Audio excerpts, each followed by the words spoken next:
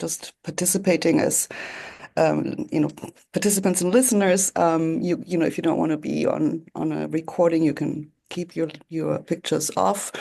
If you want to participate in the discussion, however, we would like to either you to post your questions in the chat or raise them and then maybe also open your video if at all possible. So I'll just wait until 12:11, then I will open it.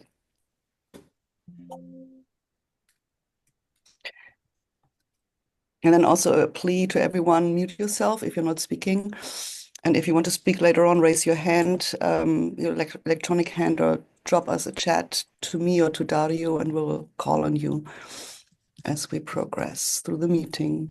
Okay, 12:11. So welcome, everyone. My name is Katharina Pistor. I'm welcoming you to the fourth term of our series, which is sponsored by the Center for Political Economy at Columbia University, in particular by the Money and Finance Lab, which I'm co-chairing together with Matthias Timon, who is here with us today as well. And Dario Laudati and William O'Connell are the two postdocs who joined us already in the fall and are participating in the organization and also the management of these meetings. So I don't want to take up too much time. I just will hand it over to Dario. Again, I just want to welcome everyone. I'm happy to see some of you coming back to meetings. And once again, please mute yourself if you're not speaking and let us know if you want to make a comment or have a question. You can also leave them in the chat. Dario, I'll hand it over to you. Thank you. Thank you, Katharina, and thank you to our speakers. We are particularly excited today to have Aditi and Ricardo to speak about Insuring the Global North, the central bank swap lines management and geopolitical implications. We are going for about 15 minutes with each. You may run a little bit longer if you need to, and then we will allow the two speakers to interact one another for about 10 minutes to raise the most relevant points, and then we will open the floor to you all. If you have questions you would like to ask directly, you can just unmute yourselves, or you can drop the question in the chat box as you prefer. So without any further ado, I will leave it to Ricardo. Ricardo, take it away. Great, thank you. Thank you everyone for logging in. Let me try to I'm going to try to show you some slides, so let me know if you don't see them. But I'm going to be presenting to you some of the work that I've done here, mostly with Salim Bahaj from UCL, but also more recently with Marie Fuchs, a graduate student here at the LIC. And so let me acknowledge them. But I'm going to try to, over the next 15, 18 minutes, give you a little bit of a description, mostly factual, of what is a swap line, and especially how does, in the economics literature, what are some of the key implications in the sense of what are the swap lines related to, what effects they seem to have. And then I'll leave to Aditi later to kind of tell you why this matters, but I'll be just more the factual. She'll do the interesting stuff, and then we'll open it up in some interesting ways. So let's start with what is a swap line. I'm going to broaden it a little bit and call them cross-border liquidity lines. Why? Because there's repo lines that perform the same role. It's just difference between whether you organize a contract through a repo or a swap, which for most macro questions is irrelevant, whether it's really a swap or a repo. So what is a liquidity line between the central banks? It's when one bank, I'm going to use as a reference the Fed, lends dollars to another central bank, let's say the Bank of England, okay? So the Fed prints dollars, gives it to the Bank of England, and the Bank of England offers a collateral back. In a swap line, the Bank of England will give pounds back as a collateral. In some of the repo lines, instead, it would give it, say, US Treasury bonds. But what it is, it's a loan from one central bank to another central bank, usually, although not always, of the issuance or source central bank's currency. Why would a central bank need to lend money to another central bank? Well, the main goal that emerged in 2009 was as foreign exchange liquidity support to banks. What do I mean by that? There was a lot of UK banks that regularly invest in dollar assets, make dollar loans, and fund themselves by borrowing dollars from US private institutions, namely the US money market. What happened was that during the Great Financial Crisis, as those money markets froze, meaning US counterparts didn't want to roll over those loans, there was de facto a bank run, if you want, a liquidity crunch on the UK banks. The UK banks needed dollars Otherwise, they would have to call in their own loans or sell their dollar assets. These are UK banks. They cannot show up at the discount window and borrow from the Fed. They're not regulated by the Fed. They don't have access to the balance sheet of the Fed. What they are, though, is regulated and have access to discount windows at the Bank of England. Therefore, they went to the Bank of England and got dollars. Where did the Bank of England get the dollars? From the Fed. So they're essentially a liquidity support under classic lender of last resort principles, but where the bank giving them, the Bank of England, is giving them of another currency. And since it's another currency, it has to get them from that source central bank. Second goal, and one that has been particularly relevant and one which I'll explain more, is if you just want your currency to internationalize. If you want your currency to be used broadly, what do you need to have? Well, you need people in Argentina to accept payments in dollars. Again, if you're the Fed, say, and you want to internationalize your currency. But for that, there's going to have to be, if I'm going to accept payments in dollars, I want to get working loan, trade credit, working capital loans, and others in dollars. Well, those banks, again, are going to need to make those loans in dollars. They need to be reassured they can get the dollars if there's a funding crisis. Having a swap line means that they can go to their central bank, get the dollars, and therefore be willing to give all kinds of loans in dollars. That in itself leads to the Argentinian firms to be encouraged to make payments in dollars and to invoice in dollars themselves. Finally, thirdly, and more traditionally, this is the one where the swap lines emerged during Bretton Woods and others. Heck, I want to get dollars at the Bank of England so that I can go and buy pounds and boost up my exchange rate, or generally just try to intervene in the foreign exchange market. Those are the three main goals. I started from the great financial crisis to one that's classic, internationalize the currency, to the real one that started in the 1960s during Bretton Woods. But those are those. These swap lines were essentially barely existent, or they were very prominent during Bretton Woods because we're all pegging exchange rates. With the collapse of Bretton Woods through the 70s and 80s, most swap lines expired. By the 2000, by 97, because of FX intervention, you have the Chiang Mai initiative of a swap line between Southeast Asian central banks. But then it's the great financial crisis leads to a big boost up for this goal. And then the rise of renminbi has also been associated with a lot of swap lines, such that today we have many, many, many such swap lines. To show you that, let me alert you to this, a website that I put together a few months ago, which has a very comprehensive data set of pretty much every swap line signed since 2000, those that expired, got renewed, their sizes, what collateral, what type they were, swap lines or repo lines. Are they de jure versus de facto in sense of the directions? Which currencies are involved? Again, as I told you, usually the country signing it is the issuance. But in the Chiang Mai initiative, instead, these are the central banks pooling their dollars and lending to each other. So this will be the Indonesian central bank and the Korean central bank lending and borrowing dollars between them. So all of this is publicly accessible. And so feel free to use data. And I'm going to show you a lot of pictures from these. On that, as I told you, there were not that many swap lines around the 2000s. There's a big growth with the financial crisis. And after that, it's kept on growing, 2015. It stabilized, big jump in the pandemic. Some of them expired. Those are the US dollar ones, the Fed ones expired. Otherwise, all the other ones have kept on growing to the point where roughly 80% of world GDP now is covered by some swap line or another, some central bank swap line. So most financial jurisdictions have at least one swap line between their central bank and others. Their type, initially the signed ones were mostly multilateral. Chiang Mai initiative, a lot of Southeast Asian central banks pooling their dollar reserves.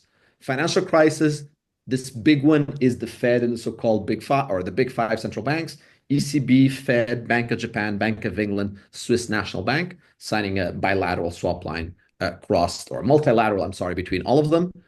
But since then, what's been growing a lot is if you want, the renminbi swap lines, which are almost all entirely bilateral agreements between the PBOC and a series of other central banks. So the growth at first were on the multilaterals, but it's been the bilaterals that have really been growing quite significantly. And yet, if you want, already going back 10 years, a retreat from a Bretton Woods multilateral order, but very bilateral. The swap lines are very much agreements between your central bank and my central bank that they negotiate between each other. Facts on geography. 2000. There's a swap line between the Fed, the Bank of Canada, the Bank of Mexico. This is also with NAFTA. It was created by NAFTA to help payments and shortage of dollars in the payments between those. and there's a Chiang Mai initiative. That's pretty much it. There's others that are so small they weren't even worth putting here. Financial crisis, the big five network of the Fed also going to the Bank of Japan and to Europe. So that's the big response. But also there starts being an expansion between especially with the Bank of China, the PBOC starting to be involved. Big expansion though between 2009 and 2020, so the next part of the history, is really the Europeans starting to sign quite a few swap lines with Eastern Europe. Crucially, a swap line between the ECB and the PBOC, Bank of China, and the Chinese going out and signing tons of swap lines in Latin America, in the Middle East, with Russia and many other counterparts. Moreover, in 2020, with the reaction to the pandemic, the Fed signed swap lines with Australia, Korea, and a series of other central banks, expanding it. Most of those have lapsed by now, but those are roughly the history of the geography of these connections. So the Fed in 2023 today, many of these expired the pandemic ones, essentially has the big five connection that I told you. The euro, we had the Canada and Mexico, and then euro, Bank of England, Swiss National Bank, and Japan. But if you look at the ECB instead, it has also Eastern Europe and crucially China. When you look at China, you have a swap line with, for instance, Russia or with Argentina and Chile and Australia. Or, for instance, they're the only links to Turkey or others. So that's roughly the geography of where the connections are today or as of a year ago, last time we did the data. Those are the facts in terms of how the swap lines exist. Where are their implications, or at least the ones that these have led to in the economics literature at least? Number one, that think about, now work with me, I ask for your patience for the next 60 seconds for you to understand what I mean by an indirect connection. During COVID, the Bank of Korea had a swap line with the US. What that meant is that if a particular Korean bank lost its dollar funding, needed a lender of last resort, it could just go and borrow dollars from the Bank of Korea, who would borrow those dollars from the Fed, and at term, the bank would repay its dollars to the Bank of Korea, the Bank of Korea would pay back to the Fed, and they fixed the interest rate in the exchange rate at the beginning. That's a direct connection, like, for instance, the one the UK banks have. But today, there's no swap line between the Korean Central Bank, the BOK, and the Fed. And yet, the BOK has a swap line of yen with the Bank of Japan, so it can borrow yen from the swap line. A Korean bank can therefore get yen from the Bank of Korea. Note that once that bank gets yen, it can, of course, right now in the spot market, buy dollars. And not only because there's an active forward market, it can also lock in an interest rate and exchange rate at which it will get yen back against the dollars. What that means is that as long as there's a Japanese bank on the other side willing to supply the dollars, the Korean bank can actually get the dollars. That Japanese bank, you may ask, where does it get the dollars? Well, it can get them from the BOJ, who gets them from the swap line from the Fed. Add up these 5 steps, and at the end of the day, we actually got that the Korean bank could get the dollars relatively easily. Why? Because it had access to another international currency, the yen, through the swap line. And the BOJ in itself, and therefore central Japanese bank, could also take the other side. Now, this comes with a little bit of counterparty risk, but note that the Japanese bank doesn't even need to be engaged there. As long as there's an arbitrage between the yen and the dollar, then the Korean bank can get access to dollars. Once you understand those indirect connections, you realize that even though the dollar is only directly accessible to these big 5 countries, it is indirectly accessible to Chinese companies in a second degree, and even to a third degree to Russian companies, who could, again, through another layer of this, have access to dollars de facto.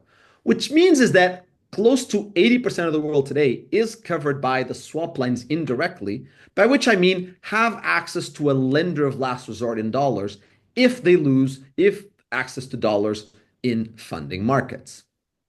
The same, of course, applies to the ECB and the PBOC, who, if anything, have very different subnetworks, but likewise cover roughly 80% of the world. What these indirect connections mean, though, is that if you start looking at within this network of central banks, who is more central? On the one hand, Of course, that with the dollar being the most used currency, that is the key currency that people want to have access to. But absolutely central to many central banks is the PBOC. It's central in that network because Argentina, Turkey, and many, many countries around the world are covered in the sense of having access to dollars through the PBOC connection. If the PBOC was the one to drop out or through sanctions drop, you would have fairly large dislocations in terms of access to lender of last resort dollars by many countries around the world. And again, Aditi will tell you about the geopolitical implications of some of this. Implication number two, CIP ceilings. What's CIP? A foreign bank can at any point either borrow dollars directly or instead borrow in local currency, let's say pounds, convert to dollars now, and in the future via a forward contract. In other words, I can actually get actual dollars, or let me call them synthetic dollars, where I get a loan in my local currency, but I can swap it back into de facto dollars through the use of forward contracts. What economists call covered interest parity deviations, or sometimes financial markets called the cross-currency basis, is the extra cost of synthetic dollars relative to actual dollars. In a perfect efficient financial market, they would cost the same. In reality, the synthetic dollars tend to cost a little bit more, and we call that the extra cost of getting access to the synthetic dollars. Note that with a swap line, what the swap line creates is that because I can always borrow dollars from my central bank, swap them for pounds, and then deposit pounds at my central bank, I have de facto an arbitrage trade because I can borrow from my central bank dollars and deposit pounds at the Bank of England. It's the same counterparty on both sides and swap between them to create the synthetic dollar between.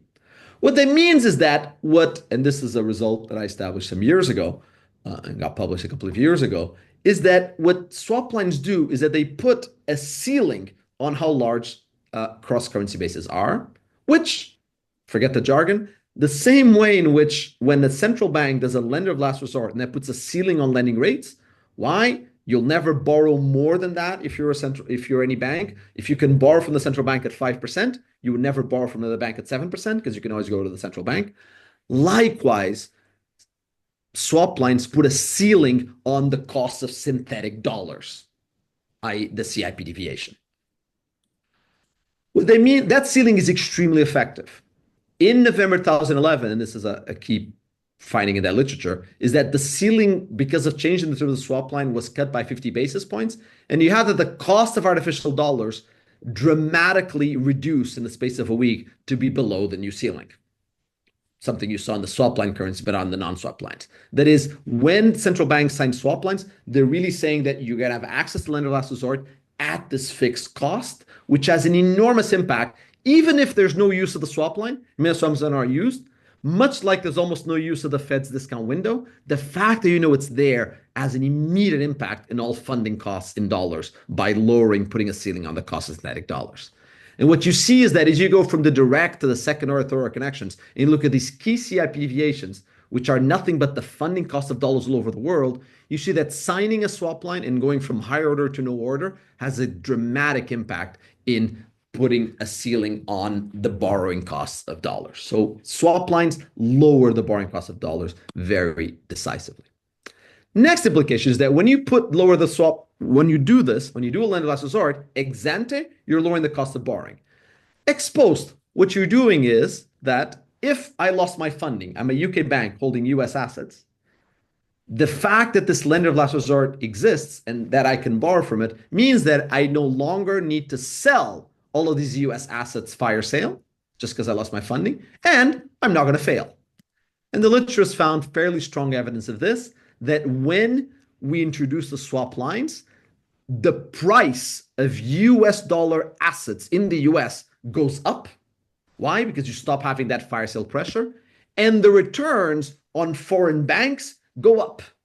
A swap line, just like the discount window of the Fed, saves US markets and saves US banks. With a swap line, you're saving US markets and saving the foreign banks, if you want, by providing this lender of last resort, going back all the way to Badget. Implication 4, as I told you, international use of the currency. Here is the striking result that has been found on the renminbi.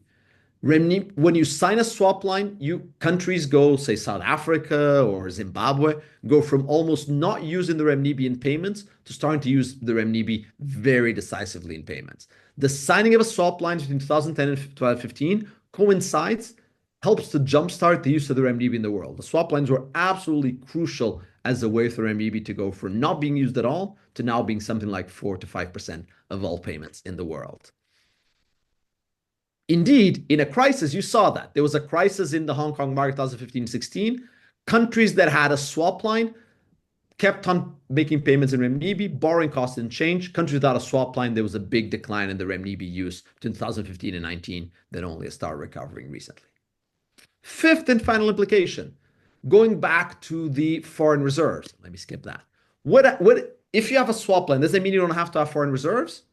Or instead, having a swap line means you want to have even more foreign reserves, even more dollars.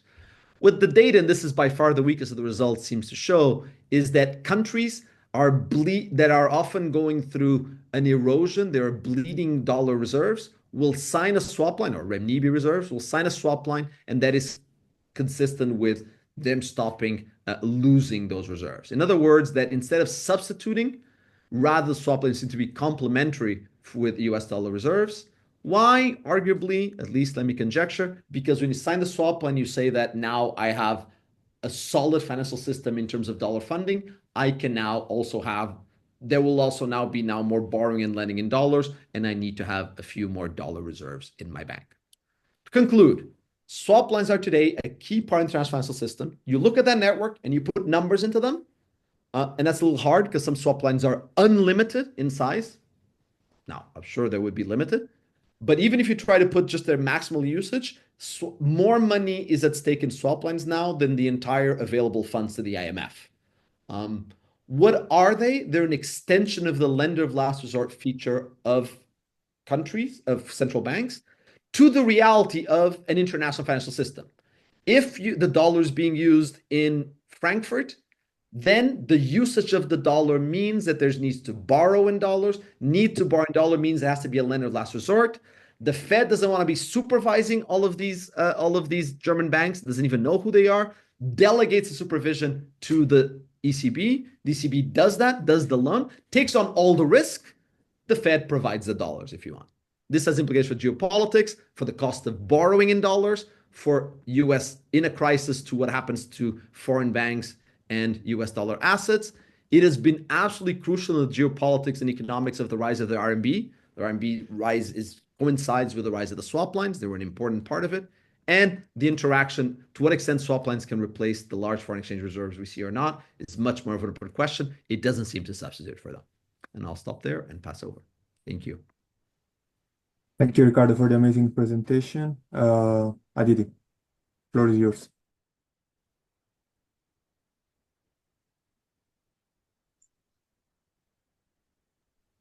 Okay. Can you all see my screen? Perfect. So thank you all for having me, and thanks, Ricardo, for that great introduction to swap lines. I've got a lot of ideas of how to teach this more clearly to my own students as well from your slides. So some of what I'm going to say will overlap, but very briefly, and then I'm sort of going to expand on a few sort of international political and geopolitical implications of the global north and the swap lines in general. So as we've already heard, since the 2007-8 global financial crisis, there was a massive resurgence and expansion of central bank swap lines across the world, fundamentally beginning with the Fed and Fed swaps in 2007. And through these swap lines, central banks have been able to provide foreign currency liquidity. In the case of the Fed, it's US dollars in exchange for local currency swaps to countries facing funding pressures. And zooming in to the Fed's own network during the crisis between 2007 and 2010, and again in COVID, there were 14 central banks across the world that could access dollar liquidity through the Fed swap lines. And based on our current knowledge, we know that there were at least 7 countries that did request a swap from the Fed and were denied these lines as well. And then since the end of 2012 or early 2013, five central banks have these standing lines with the Fed in this pooled arrangement, which is the Bank of Canada, Japan, the ECB, Swiss National Bank, and the Bank of England, which we've also already heard about. So just to give you, sorry about the blurred image, a little bit of a Aditi, sort of Aditi, sense we of can what. Aditi, we can only see the first slide. Oh, can you let me? Oh, it says my screen sharing is paused. I don't know why. I have no idea. Let me try it if it's not in full screen, maybe. Can you see now? Okay. Were you able to see all the notes previously? All right, I'm gonna go back. So just to give you a sort of sense of, the geography of who has access to the Fed swap lines, we can see they're very much concentrated in the Western Hemisphere, in the global North.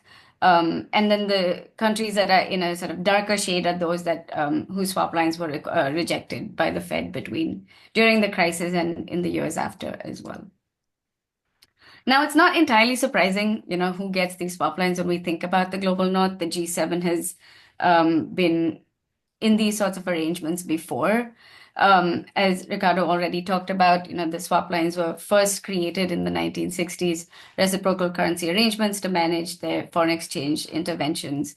And many of the countries that received swap lines in 2007, 8 had already got one of these in the past. And there was also a select few countries that received a swap in 2001, immediately after 9/11, to sort of mitigate any financial fallout of the security crisis. And so I've looked at it amongst others as, the selection of the Fed selection of swap lines, who gets them and who doesn't. And really they're determined by pretty standard economic and political variables. So primarily, this is, as we've already heard, a mechanism to protect the US financial system. And so countries where US banks are more exposed were more likely to receive swaps, but also those that are sort of large and systemically important. They have sort of stronger trading ties with the US or, record of sound economic management. And then there's also sort of political and geopolitical element to this. So I found in my own research that, professional relations and social relations between bankers sort of facilitated a lot of these negotiations. Others have also found that sort of social similarities between banks have also sort of increased the likelihood of getting swaps, as well as more recent work that shows that political and military ties, such as alliances with the U.S., also are associated with getting swap lines. And so we can see that, again, there is not only an economic dynamic at play, but also important politics and geopolitics in the picture. The swap lines to the non-Western countries, for the Fed's categorization, the emerging markets that received swaps were Mexico, Brazil, South Korea, and Singapore.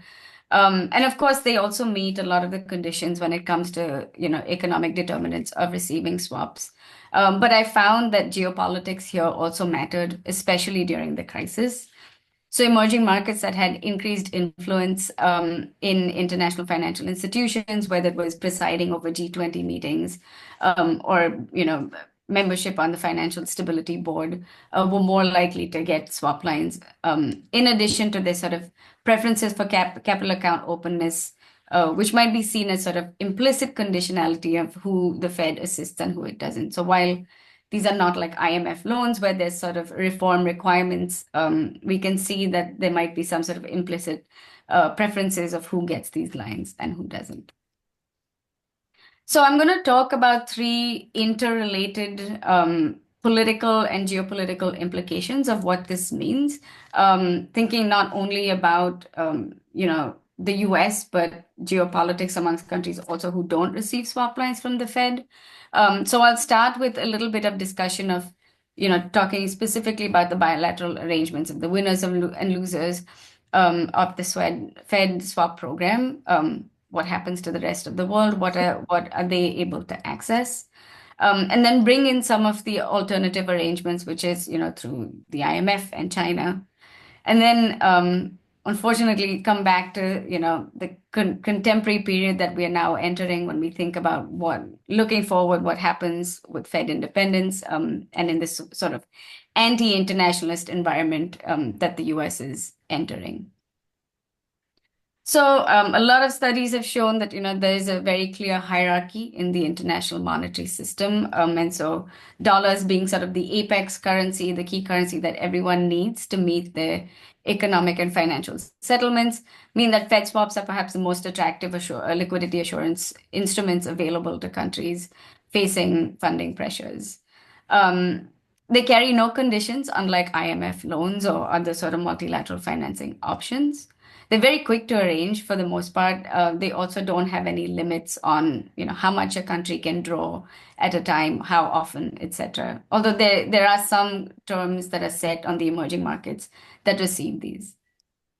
And there are also important political and economic benefits for the countries that receive these lines that some recent studies have found. So, of course, the most obvious, which we know, is that countries can now access dollar liquidity at a sort of lower cost, which is the most immediate benefit of these lines. But there's also sort of an association of like countries' ability to stabilize their exchange rates in times of crises after signing swap lines. And it also gives them a little bit more monetary policy room in the context of a credit crunch once they have access to dollars. And then finally, thinking about the political side of that, there are also studies that find that there's a political benefit for governments of countries that receive these lines, which allows for increased domestic support for these governments because it allows them to engage in more expansionary monetary policy and stabilize their exchange rates. But what about the rest, you might ask? So again, we've learned a lot about how it's having access to the Fed swaps alone is not a problem if you don't have one, given the indirect relationship of other arrangements through the PBOC or the ECB, etc.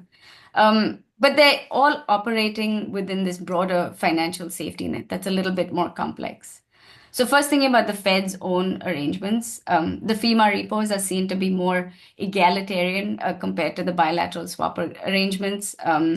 This allows central banks to access dollar liquidity without losing their own foreign exchange reserves. And they can also protect risk perceptions in broader markets because they can manage their reserve portfolios while still accessing dollars. But again, these are also ultimately really available to countries that have large amounts of US Treasury holdings. So there is still a swath of countries that may not meet this requirement. I'd mentioned there's a broader financial safety net. So this is a figure from a recent IMF paper that essentially just sort of depicts all the types of arrangements that countries have available to them, which has grown. The skyline of the safety net looks quite impressive and more in the post-crisis era.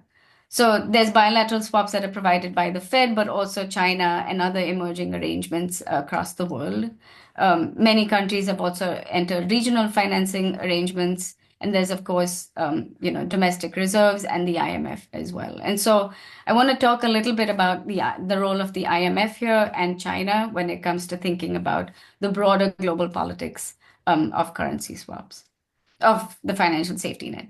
And just to flag, in some of my current ongoing work, which is very, very preliminary, which is why I haven't talked about it as much, we can see a very steady increase in the proliferation of bilateral swap arrangements vis-a-vis the broader financial safety net. And so this is on the face of it might be a sort of preferred option for many countries, but the feasibility of these arrangements is still, I think, in question. I'm happy to talk a little bit about that later on.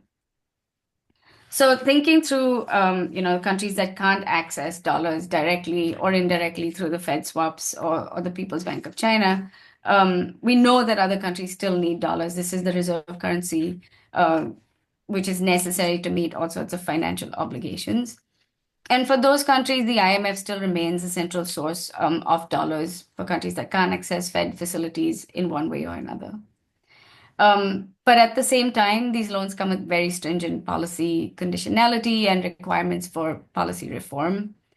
And for many countries that are trying to sort of move away from this US-led system where they feel that they're sort of vulnerable to Western preferences, this hasn't really gone away given the lack of alternatives in the financial safety net.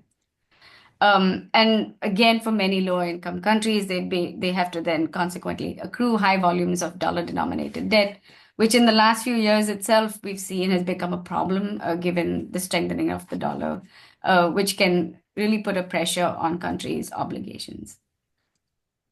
So there's this competing arrangement that has emerged, which we've already heard a little bit about, which is the swap network that's provided by China. Primarily, this is for the purpose of internationalizing the RMB. But of course, it's also sort of played an important role of expanding access to currency liquidity, including dollars for many countries. I want to highlight a few of the stronger, I think, geopolitical dynamics playing a role here. So again, as we saw in the maps that Ricardo showed us, China's expanding its sphere of influence to include a lot of key US allies. These are countries that matter the US strategic policy, whether it's NATO members or strategic partners closer to China's borders, Japan, Korea, Singapore. And through these swap lines, China is sort of expanding its monetary footprint across the world to encompass some of these countries. They also include a very major US rival, which is Russia. And so again, countries that might be facing sanctions and et cetera, or don't have access to Fed arrangements can still get these through China's expanding monetary footprint. And so through the People's Bank of China, these swaps can increase foreign exchange liquidity access for many more countries. But they come at a sort of not just monetary sovereignty cost, but also a foreign policy cost for many countries. So recent work has found that through these swap lines, China is able to exert more foreign policy leverage over its more vulnerable partners, especially those that are sort of, dissatisfied with the US-led system and dollar dominance. And so we can see how countries vote on, major projects at the World Bank or on UN resolutions tends to align more and more with China if they have swap lines with China, which is what some of this work has found. And now turning to the domestic context, just to sort of emphasize again why it matters is first, the Fed is the only entity at this point able to generate, unlimited amounts of dollar liquidity, which the whole world needs. But this is pretty contentious in how it plays this role, both at home and abroad. And I think to some extent is also a bipartisan source of dispute. The first is immediately after the crisis, the Fed was criticized for overstepping its mandate and expanding how it interprets its emergency authorities. Some legal work has talked about how those authorities are sort of reserved for private entities within the US, but the central bank swaps are really to public entities abroad. And so there are some questions about the mandate supporting these arrangements. Others have also criticized the Fed for its lack of accountability and transparency in how it arranges these lines, for bailing out foreign banks, which has been seen as very contentious in the US. And even from abroad, the Fed has been criticized heavily for the selectivity of its lines. So, why is it that a foreign central bank can dictate the soundness of another country's economy and decide whether they sink or swim in a crisis? And these similar criticisms have also been made within the Fed, and in fact have been acknowledged by former Fed leaders who talk about, sort of discomfort with being in that position, although after the fact. At the same time, the Fed swap network is and always has been, even from the 1960s onwards, an important symbol of the Fed's commitment to international cooperation. So this is from the FOMC meetings that were held in 1996, right before the 1960s regional reciprocal currency arrangement was closed down by the Greenspan Fed. And I've also shown another work where the Fed swaps sort of rely on the discretion and preferences of the central bank leader and the chair of the FOMC. So with the case of the 1960s swap, It's well known that Greenspan was sort of anti-interventionist and preferred the Fed sort of step back from this role, which was central to the swap lines being closed in 1990, between 96 to 98. And in my own interviews, more recently with Fed officials, when we talk about the standing lines today, is that these need to be reconstituted annually by the FOMC and could easily be sort of taken away under leadership that might prefer to not have this sort of interventionist approach. And I want to flag that because when we think about how the Fed operates and its international activities, its discretion and these programs ultimately rely on its independence. And ever since the election, we've heard a lot of concerns about what happens to the Fed's independence. There's a lot of, at least, talk about, the Trump administration trying to intervene a little bit more. And we've also entered this broader climate of anti-internationalism, which might affect how much the Fed can do. So these two combined fears of, the Fed's threats to the Fed's independence and this anti-internationalist climate that we're in, has sort of like manifested in a smaller way so far, which is that right days before Trump's inauguration, the Fed withdrew from the network for greening the financial system. And in the last few years, ever since the Fed joined, they've received a lot of letters from congressional representatives threatening their independence, saying this is not in our interest and this is way beyond your mandate.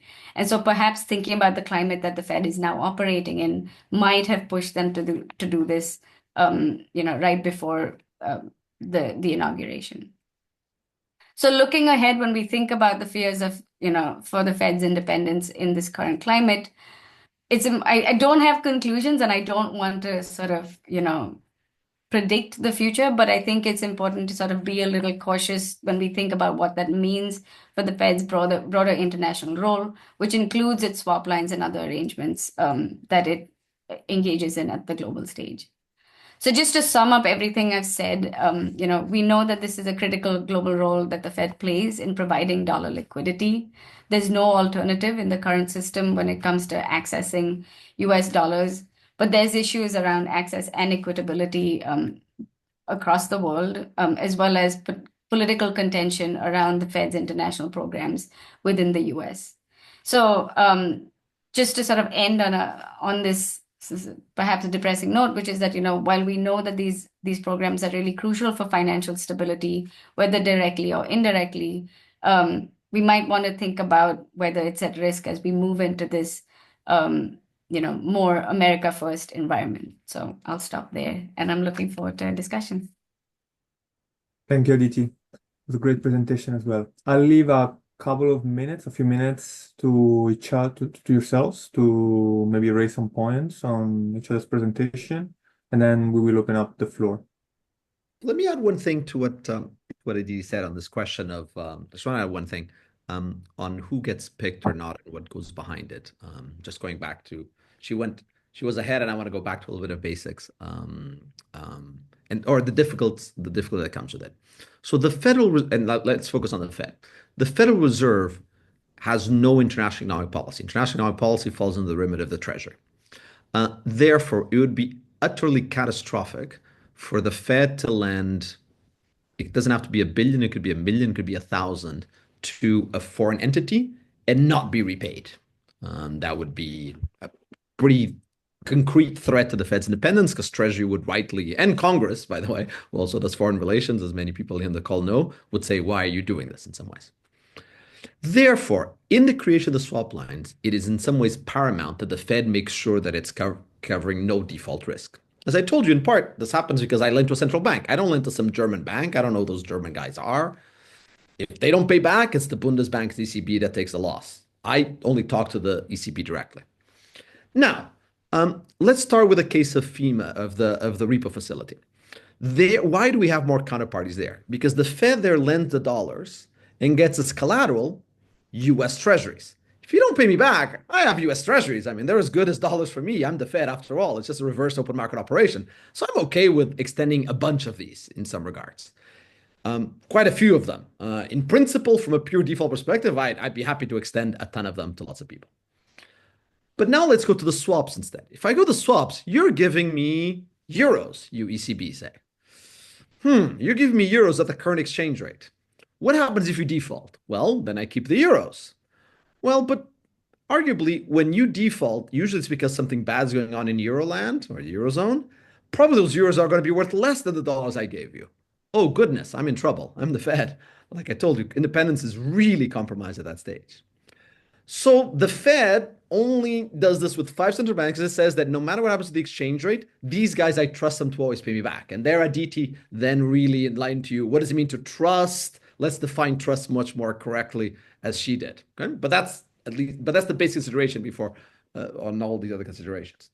Now, there is an answer to this, which is in principle, the Fed could lend to other guys, other central banks, if it did what we do in any foreign money market, which is, okay, I give you the dollars, you give me the euros, but I'm going to charge a haircut. That is, I give you $1, you give me €2 for each dollar I give you, because then no matter what happens to the exchange rate crisis, I'll have enough euros to pay me back. Now, the Fed, again, could do this, feels extremely uncomfortable. I don't speak for the Fed, but I know they would feel uncomfortable of saying, hey, the haircut to India is 15%, the haircut to Jamaica is 20%, the haircut to someone else is something else. Imagine the politics of that, how much trouble you'd get in by trying to judge their haircut.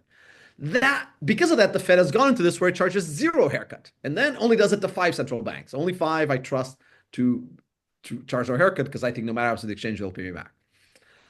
But that's, I think, what ties the Fed's hands, why I find it very hard for them to expand anymore.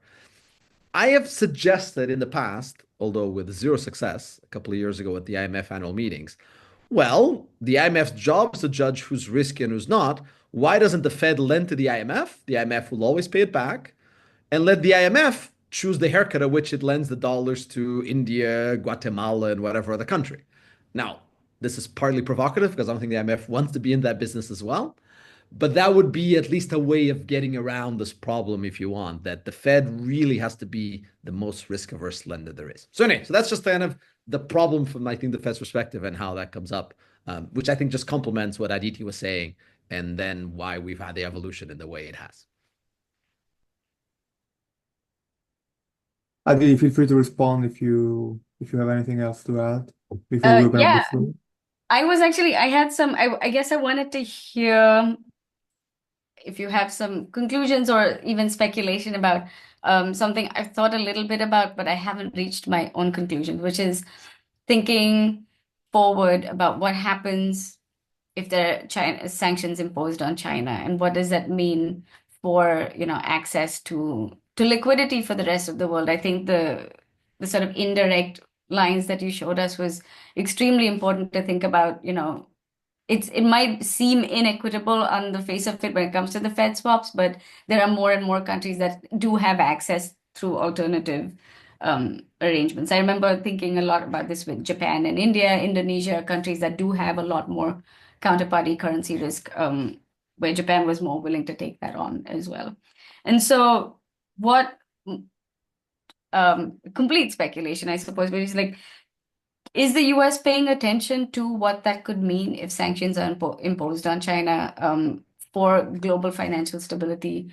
Should they feel any sense of responsibility for that? Or is that, trying to think, because this is a complicated role that I know even that does sit uncomfortably with a lot of Fed officials, which is they know we need an international lender of last resort. They know right now no one else can do it, but they don't think they should be the ones doing it a lot of the time either. And so, when the rest of the world relies on the Fed now through China in this geopolitical environment, how do we navigate that moving forward? I mean, just a 60-second observation, which is that, I mean, if we do sanctions, or more generally, say, if we exclude, say, ECB, you have to cancel your swap line with China, otherwise we won't have swap line with you, for instance. Let's think hypothetically and so on. What you're doing throughout immediately is you're raising the cost of borrowing in dollars, and or you're raising the risk that if I borrow dollars, I may hit a wall because the lender doesn't want to renew that funding, and I'm subject to some fire sales in some ways. At the end of the day, that's what you do in a pure kind of cost and benefit, if you want, implications of that. Now, in the short run, like you said, in financial stability, I'm borrowing a lot of those already. All of a sudden, you've made that riskier and more expensive. yeah, that can absolutely have implications for financial stability. As usual, those very hard to exactly map those out, but that's what officials would have to be doing in that. Ex ante instead is if you've made the dollars more expensive, riskier to borrow, I'll be much more willing to start instead getting loans in renminbi or euros or others, and that will contribute to the dollar being less dominant. Now, we're starting from a position where the dollar is so dominant that the US or the Fed would really have to muck around a lot for it to kind of go from its current 80, 90% in some measures to go to zero. But at the margin, you will decline it and others will rise. I will leave you with one observation, which is that the oil market, which is essentially a dollar market, whether it's the Brent or whichever barrel you want, it's paid in dollars. Well, yes, but we sanctioned Iran first. We sanctioned Russia afterwards. Right now, according to some estimates, these have to be a little preliminary, but the oil market is now, or there's even somebody here in London even labeled it, it's the petro RMB market. 30% of all payments of oil in the world, somewhere between 20 and 30% are now in renminbi.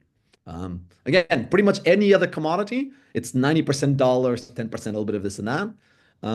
The dollar in the oil market is now down to something like 70%, and the renminbi took the other side because now it's not just Iran and Russia, but it's also India is now basically paying renminbi for a lot of its oil imports and a bunch of others nearby. So here's one market, not an irrelevant market, where yeah, the renminbi took the place, and the swap lines are one part of the financial architecture that allows for it. Thank you, Ricardo. Let's go with questions. I see Katarina was the first one. Katarina. Yeah, thank you first of all for these wonderful presentations. And it's really enormously insightful. I was wondering about the perspective of the Fed and also whether it's appropriate to even compare it with the IMF. I mean, the Fed is the US central bank.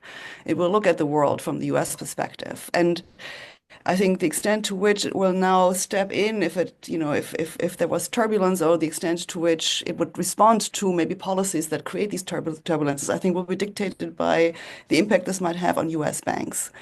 So I could also imagine that there's a lot of pressure from these banks that the Fed does that. And so I think my question is how much autonomy does the Fed really have? I mean, in domestic markets, in 2008, they basically said we can't not bail out the system. So the question is, are we at a stage in the global system where the Fed also would have to say, given these intricacies and the difficulties even to know what the risks are and to calculate them ex ante, whether we're at a position where we would say it cannot risk not providing liquidity throughout and stepping in if need be? So I'll do a quick answer and then pass to Didi. But look, on 2007 and 2020, the realization was clear that we needed the swap lines. And if anything, there was a lot of cleaning up afterwards. In 2020, what happened was that COVID happens. A lot of people have piled up a lot of US treasuries for bad times. Bad times arrive, they start selling a lot of US treasuries to get things. The US treasury market went through enormous strain with Dash for Cash and a series of others. It almost collapsed. The FEMA repo facilities were crucial so that people could borrow dollars while holding on to US treasuries instead of selling them all over the world. So that was crucial, especially at a time in which the US government, of course, wanted to borrow a gigantic amount of treasuries to fund pandemic support. 2007, if we hadn't done the swap lines then, 2008, we would have had the financial crisis would have been X times bigger because you would have had all of those German banks holding all those MBSs. They would have dumped all of them right away because they didn't, beyond the money that they were losing, they didn't even have the dollar funding to keep those positions. So they would have to close them immediately. So in both cases, the US benefited a great deal from this provision. Going back again to Badgett and his famous book about Lombard Street, a couple of streets down from here, on how having a lend last resort is crucial at some points and benefits your domestic financial system, which doesn't mean that sometimes you don't make mistakes and others lose. But it's very important to fight the rhetoric that you're bailing out the foreign banks. You're bailing out your domestic financial system de facto. Or in 2020 was really the bond market in the US that really got bailed out by them more than anything. Yeah, just to add on to that is I think the way the Fed saw its role, at least with emerging markets, is they saw it as a substitute to the IMF. So there was a lot of discussion in the FOMC meetings about which countries to give swaps to and which not. And the idea was like those we don't give, they should go to the IMF. But there's sort of the two underlying concerns that they wanted to deal with while making that particular selection is also the IMF's own capacity. It was completely incapacitated in 2000, 2008. And it's increased a bit, but really not enough, I would say. And then the second is the stigma. And so countries that, perhaps might want to go back, need to go back to the IMF, have no access to Fed facilities. Again, in the GFC, I'm thinking, really look for every other possible alternative. So the top example that comes to mind to me is Indonesia, looking to Japan, if they can't access. So I think they do play very different roles. They have, different sort of stakeholders in each context, and the Fed will primarily pursue what is in the US national interest naturally. But they also, I think, would have to give some heed. Thinking about your question about, how much autonomy they have, is that some of their partners, the closest economic relations, may be averse to going to the alternative as well. So, William. Great. So thank you to you both for these spectacular presentations. I had a question. I suppose this sort of came up at the end. This question about trust and the sort of importance of central bank independence here. And I guess I want to ask about the kind of continuing sanctity of this Big Five arrangement, given the increasing hostility among political leaders. So I'm Canadian. Canada is currently ripping itself apart internally over this Trump tariff threat. And we're seeing an increasing degree of hostility and really, really strong political rhetoric that is breaking down these traditional alliance structures, threatening to pull apart trade links, economic ties between not just Canada and the US, but kind of the Big Five more generally, right? And so I'm curious about the extent to which this, not just the kind of smaller bilateral regional arrangements, but with the kind of core of this swap network can sustain that if you have this increasing gulf between technical collaboration among central bankers, which I assume has remained pretty cordial, and a kind of political environment that is absolutely not conducive to that continuing cooperation. I can start.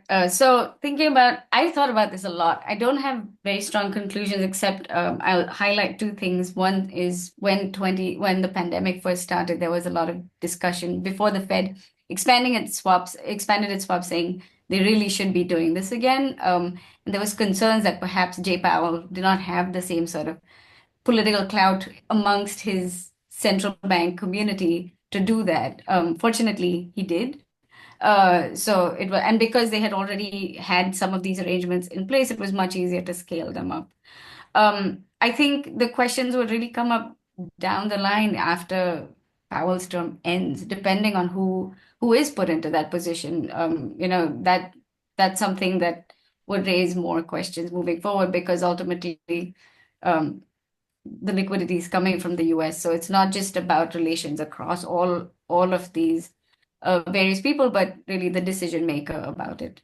The second, on the point of this climate that we're in, so I find the case of Japan here very interesting, which is, it's a very, very close US ally for a long time. And then after 2016, there was a sort of, for a few years, relations with the US in general, politically, have soured. And we only see Japan sign a swap with China in 2018 at this time. So again, sort of thinking about what are other countries doing in this new environment, is they, I think, very aware of what could happen as the US in general steps away from its global commitments. And perhaps that's why we're seeing more and more in the China space. And your point about the oil markets, I actually didn't know that it was 30%. That's really significant. But I think that is, again, symbolizing this moment that we're in. Yeah, I'm not going to add anything, but just in the interest of time, I already spent more. But generally, I'll just say that at the end of the day, these swap lines are part of the multilateral order that comes with having a global financial system, and the swap and the Big Five plus the Fed are central because of the centrality of the dollar in that global world. At the same time, this is not an international treaty that creates an IMF or World Bank. This arose out of necessity, understanding that in 2008. In other words, it could disappear very easily. And in the case of the big fives, precisely as I try to explain, it really relies on the fact that you trust the guy is going to pay you back. That's absolutely crucial. The amounts involved are always such that this should never be under question. But if you start having an antagonistic relationship, they won't. And it's very easy. This whole swap line network that I showed you, the US one, can very easily just disappear in the space of a few weeks or months with very big dislocations in terms of, again, perceptions of risk associated with the US dollar and with borrowing the US dollar. While, on the other hand, William, as you saw in my pictures at the beginning, at the same time, we have this multilateral big five with others associated, big five, sorry, I should say big six because plus Fed, big five plus Fed with the other ones. But then you have the Chinese RMB swap line, which is entirely bilateral and entirely opportunistic. So maybe the US will move to we'll abandon this and start doing a bilateral trade, Trumpian, let's say, relation one by one. We'll sign with Canada if you do something else on the codfish, or with the Europe with something else. Who knows? But that's all up for grabs because ultimately these are political institutions in the sense that Aditi was describing. We will see about that. Martin. Thank you, Dario. Fascinating presentations, Ricardo and Aditi. Thank you so much.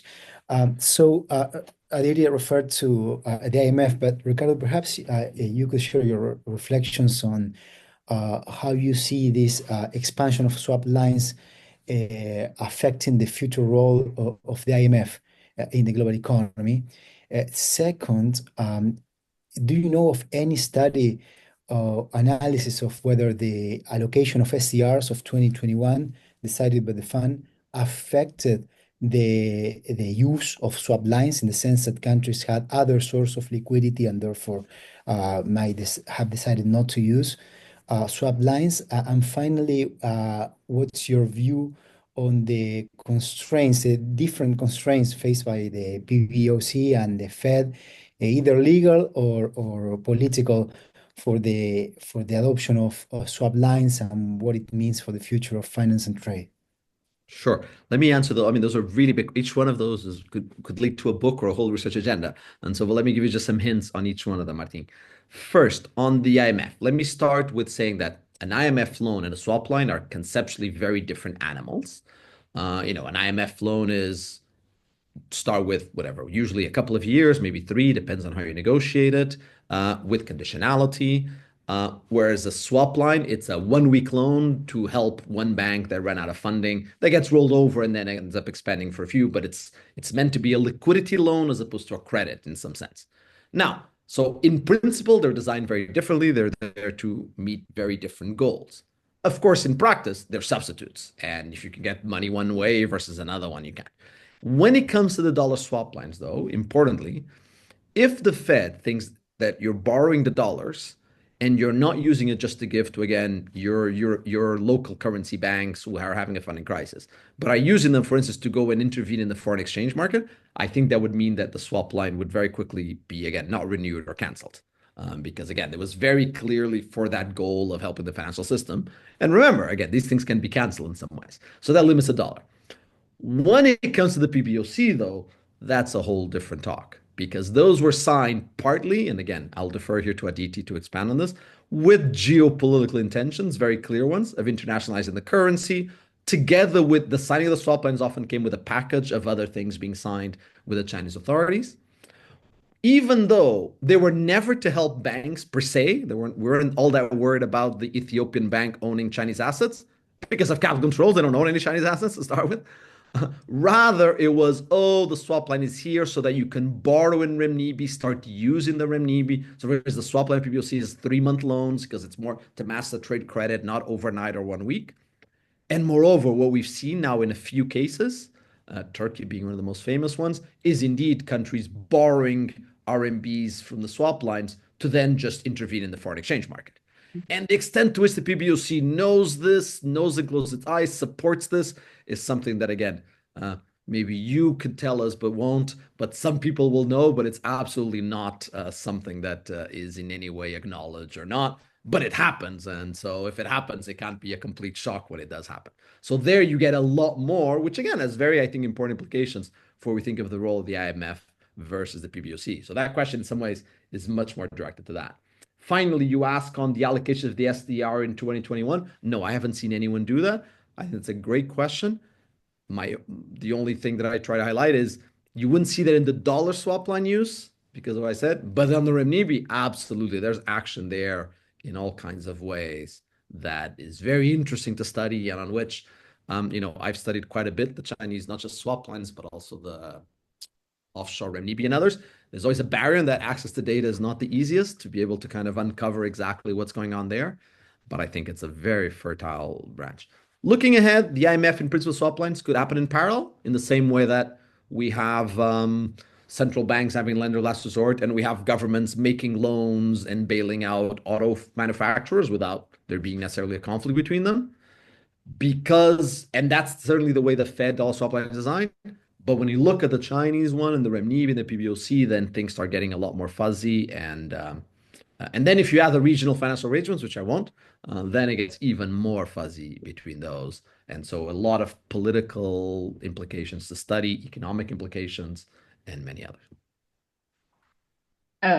I'll just jump in on the point about the PBOC a little bit more and geopolitics. So two things that I think are really often underappreciated about the PBOC lines is the first is that I've learned, at least in most cases, perhaps not all, but most of them, that finance ministries or sort of political entities also need to agree to these. So like when we think about Fed swaps, this is very much central bank to central bank. With the PBOC, they're negotiated across banks, but they usually need to go back to their home governments to get political support for this. So I think that's one thing where, the politics become even more clear because then is there a governmental interest? What are the relations with China? Those questions become a lot more important.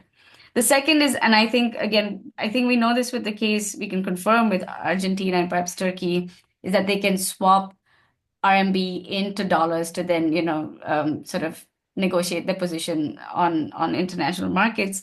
What to me is really interesting is ultimately, even though we see more and more countries signing these lines with China, they're doing this because they still need dollars. It's not like it's really undoing the dollar system. So, and what I think is a funny anecdote is, so when Sri Lanka had its swaps, I think it was first signed with China in 2011 or 2012. And in 2013, they had to repay them. Exporters from China wanted to be paid in dollars, not RMB, which I think it's quite funny when you think about the fact that these swaps are for paying for trade with China, but Chinese entities themselves don't want RMB, they want dollars. The same is the case with a lot of countries that do regularly draw on PBOC swaps, which is, they're converting them to dollars or sort of using them in dollar markets to again navigate those positions. And I think ultimately, when we think about constraints, China's financial system at home is just one that will not allow currency internationalization in the same way. So, financial repression when it comes to keeping artificially low interest rates, those sorts of concerns on how the whole economy runs will be really difficult for them to undo domestically as a political consequence. So I think some of the biggest constraints China faces is A, all countries still need dollars, even though they're getting them through China, and B, China's own system is not actually set up for being an international currency, at least not yet. So those are two things that I would highlight. Yes. Amir. So thank you very much. It's a fascinating presentation. I'm learning a lot here. So I'm just raising a question, and I'm not sure how smart this question is. But the point here is these swaps have to do with the demand on the dollar, including between parties to international trade that do not include necessarily the United States. I mean, like two other parties that are using US dollars as you have already mentioned. So the underlying assumption here is that the financial needs or the financing needs of all of these countries have to do with trade. That's why they need dollars. That's why. So how much is this the case given the degree to which financialization has overtaken the global economy in the past 2 or 3 decades? And the fact here that gets us back to the idea that the dollar is quite important for financial assets rather than for being used for commercial transactions. And I think that this would lead us to raising very different questions about the Chinese financial market, because it seems that China has taken over so many trade markets. I think that this is the case with oil somehow. I don't believe it's just about the case with Russia and Iran being sanctioned. It's also the fact that the United States has become the biggest producer of oil, but it consumes most of this oil. It does not import as much oil. The China has become the single biggest importer of oil, together with Asia more generally. If you add India, if you add Southeast Asia as well, from the Gulf countries, and yet the Gulf countries remain the main remain some of the most important hubs of exporting dollars back to international markets. And I don't think that this has to do with trade. They just have so much dollars. And it's mainly about having these dollars that they convert into different forms of assets, sometimes financial, sometimes physical, but they're all denominated in dollars. So how much can we account also for this? The fact that China might be the factory of the world, the main trade partner of almost everyone, yet doesn't have financial system, doesn't have a financial system that can offer the same opportunities for investment and rather than trade. You've partly answered with those final 2 or 3 sentences, but let me still provide 3 answers to Okay. 3 questions. First, when it comes to the dollar, and you talk about financialization, when it comes to the borrowing and lending of dollars, and even the way the swap lines of Fed are created, they're mostly to do with financialization and not to do with trade. Again, the typical use of the swap line is I have a European bank who decided to buy a mortgage-backed security in the US. Why? Because it gave higher return, nothing to do with trade. Maybe it sold a European security on the other side. It borrowed against it. It leveraged up like any financial institution will do in dollars. It lost its dollar funding. It would either have to sell that MBS, book a loss, and bring down the prices in the equilibrium in the market, or it can get a lender of last resort and do it. So no, very little trade was involved in this. Of course, the separation between trade and financialization is impossible to draw in any narrow sense, but at least in terms of this, there's very little in the dollar. Also, the fact that it's only banks that can borrow from the central bank, it's very financialized in this general sense, and all the evidence goes in this regard, meaning there hasn't been a lot of evidence that I've seen. I mean, I think it would be hard, although maybe a paper someone could try to write. To what extent did the Fed swap lines and all the terms we saw had any impact on trade in the US and so on? I haven't seen anyone even try to look at that question, but I would be surprised if there was much of an effect. Question number 2, though, that you noted, which was that what about the renminbi? Well, with the renminbi, note that because of the closed capital account in China, or at least the very limited ability for me to buy stocks or bonds in China, which is open with China Connect in 2016, and a series of other measures on the internationalization, it is the fact that the main use of the swap line is to support trade credit. And that's certainly consistent with what we see. The story I just told you, I mean, I just can't be a bank that says I'm going to go in a mortgage-backed security in China, because if I'm in the UK, I just can't go into the Chinese market that easily. I mean, we now have a corporate bond market and a government bond market that I have, and an equity market in China that I can access them, but they're pretty limited. The idea that I'm leveraging massively on this and borrowing in renminbi is hard. What there is a lot of demand is because of precisely the large trade relations with China, there's a lot of, I need to borrow some renminbi to pay my supplier and pay him back in 60 days. I go to my bank for it. Well, the bank wants to have a lender of last resort in renminbi in some ways. So that one is pretty connected to trade. And so the evidence I showed you was very much payments. If you look at them, how much of them are trade credit only, it maps very closely with the use of the renminbi that I showed you in the pictures. So it does seem to be very driven by trade credit, even if only because there isn't a financialization to a large extent still of the renminbi. Third question is the petro effect and what's going on there. Or let's just even talk about just the Gulf states, the oil producers, let's put it that way. Look, right now, so first of all, you're completely right in that China's importing a lot of oil. China would love to go to Saudi Arabia and say, hey, I want to pay in renminbi. Why should I be holding dollars, paying in dollars, have this exchange rate risk in some ways? But Saudi Arabia, for many years, said, no, I want to get paid in dollars because what the heck am I going to do with renminbi? So they've imposed I want to be paid in dollars. Now, China's been able to now go to instead Russia or Venezuela or what's going to say, I want to get paid in renminbi. I want to pay you in renminbi. And their country say, well, hey, I want to be paid in renminbi too, because I don't want to be paid in dollars because they're going to get seized or frozen somewhere else. So it's certainly the combination of the demand and the supply, as always, that has led to those terms of contract changing. However, and going to the Gulf states, let's imagine a world, Amir, where Saudi Arabia says, you know what? I'm okay with you paying for my oil in renminbi. Imagine that just happened. So we would go from the 20, 30% to 50 or 60 if you have the Gulf states saying, I want to get paid in renminbi in terms of just the payments, the invoicing. It's still the case that I'm Saudi Arabia. I just got paid a truckload of renminbi here. What am I going to do with them? I mean, I could hold the renminbi at zero interest, literally the currency, but I'm not an idiot. I'm not going to do that. I want to put them somewhere I earn some interest. Well, not so easy, man. Where are the equivalent of the treasuries in renminbi that I can go so that I earn my nice 3% or 4%?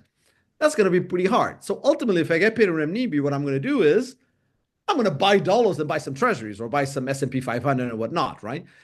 The renminbi has really risen as a trade currency, but as a store of value currency, it's still quite limited. That, of course, constrains the other one because store of value and means of payment are highly complementary for obvious reasons. But it does mean exactly like you were answering at the end, that at the end of the day, I'm Saudi Arabia, you give me renminbi for my oil.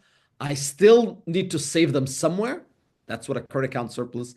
I need to save my capital somewhere abroad. And I can't go to London and buy things or to the US with renminbi. So I'm always going to exchange those to dollars to then buy the stores of value that I'm using and somehow.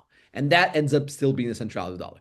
That does mean, though, that we now see that the renminbi rise, the next step is the extent to which the Chinese authorities are willing to supply stores of value, which of course is in contrast or in conflict.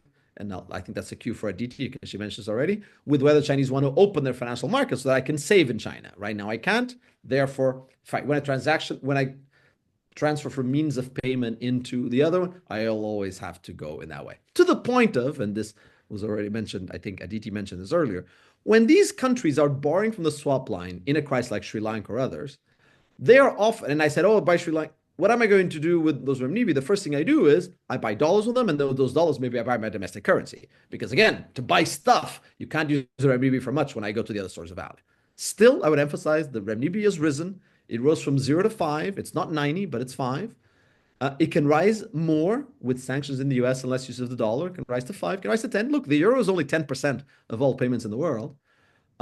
But to rise further than 10, to challenge for dollar supremacy, as sometimes I hear people writing in newspapers, we need to have stores of value in renminbi, and that's what's absolutely missing.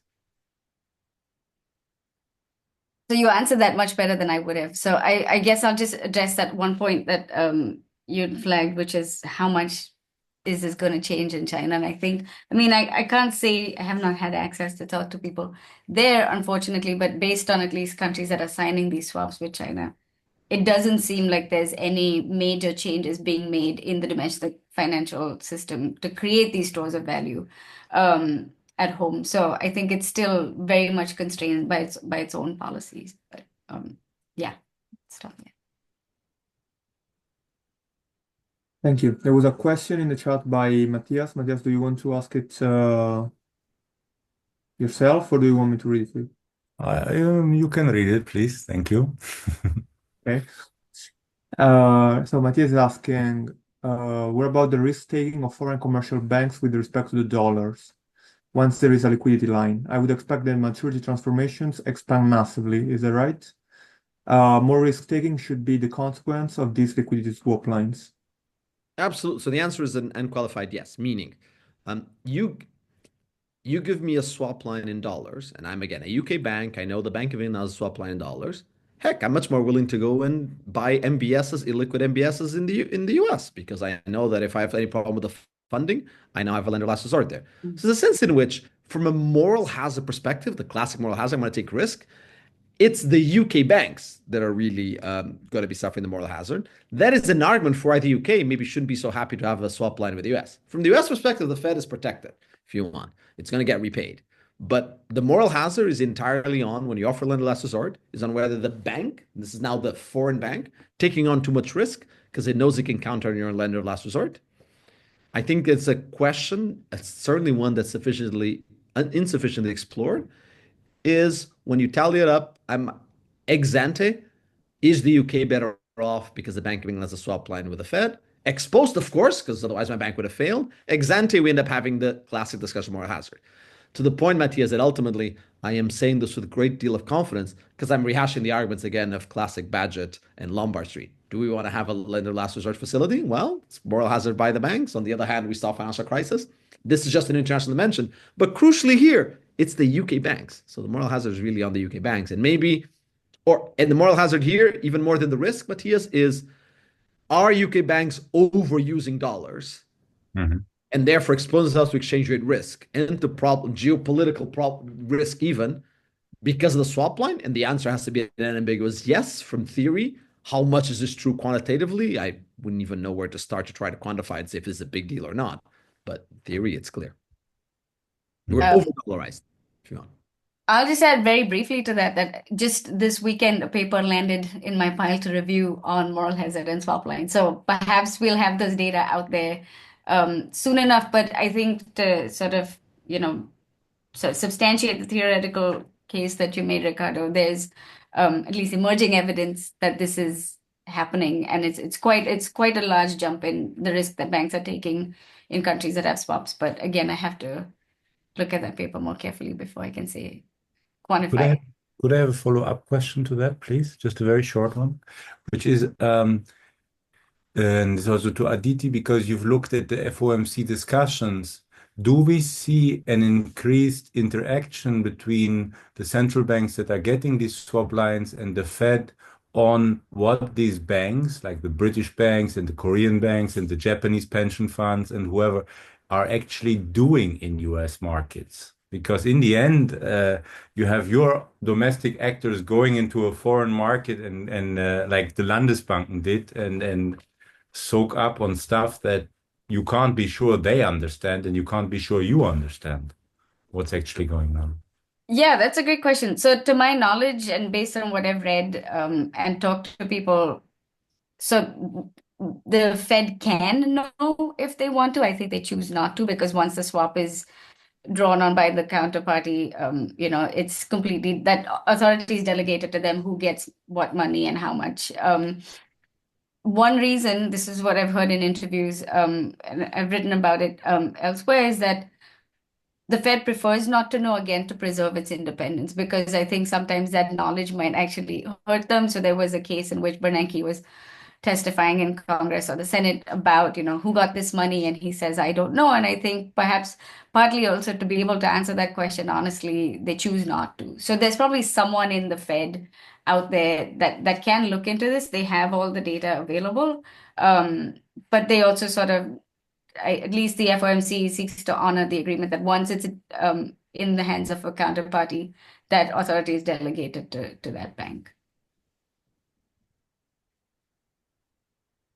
Perfect. If there are no more questions, I had this point that you both raised from the very beginning that I would like to ask from a strategic point of view on China. So, renminbi, on the one hand, it seems like China has tried to internationalize its currency, but at the same time, it seems like they really don't want to have this financial repression go. If anything, it seems to me like they want to go all the way around. So it seems like there's a big tension there. What do you think it's the actual strategic decision that the Chinese government is trying to accomplish with that? Oh, go ahead. I need to think about that for a second. So I'll go first. So no, I've written quite a few papers on the renminbi in the last 5-6 years, so much broader than the swap lines. So let me give you some. So look, 2009. In 2009, China is the largest goods trader in the world. Okay, the renminbi is zero used abroad because it can't. It's illegal for me to use a renminbi if you want. Okay. Let me go back 100 years, Dario. Then. Now let me go to 1909. If you don't mind. In 1909, there was a country called the United States that was the largest trader in the world, and where the dollar was not used outside of its borders. In fact, US banks were forbidden from having branches abroad. Okay. And all the dominant currency in the world was pound sterling here in London, where I sit. Okay. In 1910, the Federal Reserve Act was signed, which we know was creating the Fed as a stabilizer of interest rates and consequently of inflation, as a lender of last resort to the US banks to try to solve financial crisis. And with another goal, which is often forgotten. Two, and the Federal Reserve Act, though, has a lot of parts in it, to allow US banks to internationalize, and associate with that to the US dollar to internationalize. Benjamin Strong, the first president of the New York Fed, put an enormous amount of effort into this. Okay. You look at his mandate in the first 10, 15 years, all he did was try to turn New York into overcoming London and dollar as a consequence to be where a lot of the trade credit was in trades of commodities and the things that the US firms were doing. Benjamin Strong, one of the things he did was, one of his key policies was that he created, guess what? A lender of last resort so that if you had a trade credit, a credit line because you did an import and export, you could discount it at the Fed. He was so aggressive and generous that at some point, because there was a bit of a crisis in 23, 24, he owned half of the market. This was not a lender of last resort. It was a lender of first resort. So the New York Fed was extremely active in making New York and the dollar be the international currency, if you want, at least as it involved US institutions, and from there broadly beyond. Let me go 100 years later now that I've told some historical answers. What does the PBOC do in 2009? They say we want to internationalize the renminbi in not very different circumstances than the Fed in 2000 in 1909 or 1907 when this was being discussed. What does it do? It allows first for settlement of payments in a series of offshore centers, Hong Kong, Singapore, London as well. So I can now make payments outside. Not very different from the Federal Reserve Act allowing US banks to all of a sudden have branches outside to settle payments. Number two, it creates the offshore renminbi. For those of you who don't know, there are two renminbis, the offshore and the onshore. Onshore, only a Chinese citizen, approximately only a Chinese citizen can use. I can use renminbi easily. I can go to a bank here in London and use renminbi, settle them, and no problem at all. So I can make payments in renminbi freely. A very big change required a big architecture. China today has two currencies in circulation, like silver and gold, and there's a whole architecture on how you can sustain that. And number three, it created the swap lines, much like Benjamin Strong with his trade credit discounting model, right? That's what you do when you want to internationalize a currency. You create those, payments start being made, trade credit starts being made, and we can start using it as I was saying earlier, a means of payment. China's done this extremely effectively. This only started 16 years ago in 2009. Moreover, again, wrinkle here in 2015, there's a crisis in the design of the system. They pause it all for basically 4 years in order to redesign the system. The system is now much more robust, and I'll leave it at that. Then COVID comes in, but it's now growing again with the COVID crisis and signing more swap lines, more use, and others of it as a means of payment. So now, the next step, now that you have a payment currency, you have the technology that we can make payments in renminbi easily, offshore renminbi. We have the trade credit, we have the swap lines, we have banks that will give loans in renminbi. Comes the store of value point, okay? That is, to what extent do you want to let me buy government bonds in renminbi, hold them, speculate with them, buy them and sell them? They haven't gone there. Will they ever want to go there? That's a very tough question because that involves a new policy trade-off. Allowing settlement of renminbi outside of the origin, the offshore renminbi, was a big policy concession because it means they can't control those. They can only very indirectly. They don't know who's making payments in renminbi. The central bank swap line meant, they can't control which South African bank gets a lend. There was some yielding of power, if you want. Will they yield the next part of power? Well, they have. Starting 2015, Bond Connect, I forget the Stock Connect, whatever it's called. I can now buy some shares of some Chinese firms. I can lend to some Chinese houses, but limited to some extent. But they spent the last 7 years internationalizing the store of value in a small bit, experimenting with it. Will they want to go to the next step? I don't know. But ultimately, at each step, the Chinese authorities lost some control. At the same time, they benefited not from international the currency. The next step is a store of value. I would think, again, looking at US history, the next step is I can buy treasuries, that is Chinese government bonds. Will they want that? Will that be triggered because all of a sudden they want to run large stimulus programs and they need the flows of capital? Will it occur for some other reason? I don't know. But that's where they are now. I think more than a strategy and a plan, it's a reaction to events, how far you want to go. Because every step you take, you're losing some control, but you're letting the renminbi rise. If you look at the fact of renminbi again, how much it's grown, in some ways it's a success story.